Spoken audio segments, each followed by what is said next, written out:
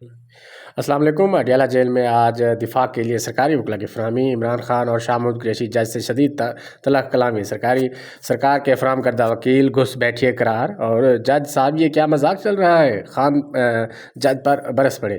یہ اڈیالہ جیل میں safer case کی سماعت کے دوران عمران خان اور شاہ محمود قریشی کے جج ابو الحسنات سے شدید طلب کلامی ہو گئی۔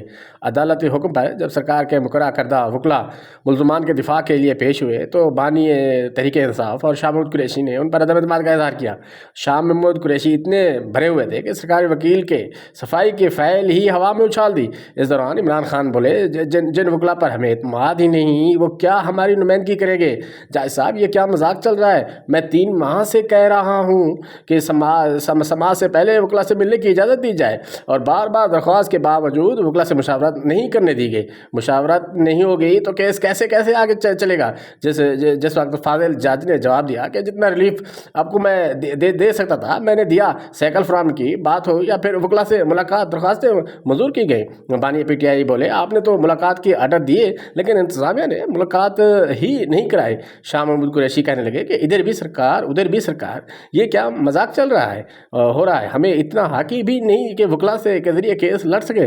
عمران خان نے کہا، جو کچھ ہو رہا ہے یہ شفاف ٹرائل کے تقاضوں سے متصادم ہے کہ پاکستان کی تاریخ میں ایسا ٹرائل کبھی بھی نہیں ہوا۔ شاہ محمود قریشی بولے، آپ نے فیصلہ سنانا ہے تو سنا دیں، ویسے ہی سنا دیں، انصاف کا گلا گھونٹا جا رہا ہے، یہاں کسی کو اللہ کا دائرہ ہی نہیں، اور نہ ہی یہ تو قانون کا بانی ہے۔ بانی پی ٹی آئی نے سرکاری وکلا پر طنز کیا اور طنز کرتے کہ مان نہ مان میں تیرا مہمان، اور انہیں گھس بیٹھیے قرار دیتے ہوئے کمرہ عدالت سے باہر نکالنے کا مطالبہ کیا۔ شاہ محمود قریشی نے ہمارے وکلا کو جیل کے اندر نہیں آنے دیا جا رہا۔ شاہ محمود قریشی نے کہا کہ ہمارے وکلا کو جیل کے اندر آنے نہیں دیا جا رہا اور سرکاری وکیلوں کو طوطا مینا کی کہانی کے لیے بٹھایا دیا جائے۔ فاضل جج نے جواب دیا، قریشی صاحب اگر آپ خود جرا کرنا چاہتے ہیں تو آپ خود بھی کر سکتے ہیں، 3 مرتبہ تاریخ دی ہے مگر آپ کے وکلا نے آنے کی زحمت تک نہیں کی۔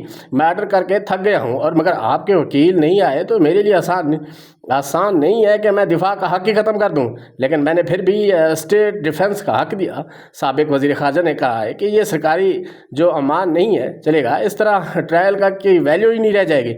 سپریم کورٹ کے ضمانت کے فیصلے کا بھی مذاق اڑایا گیا۔ جیل سے باہر نکلتے ہی ایک اور کیس میں اٹھا لیا جاتا ہے جس پر جج ابو الحسنات نے موقف اپنایا۔ سپریم کورٹ نے اپنے حکم نامے میں کہا تھا کہ اگر ٹرائل میں رکاوٹیں آتی ہیں تو عدالتیں ضمانت کیسے کر سکتی ہیں؟ اس کیس کو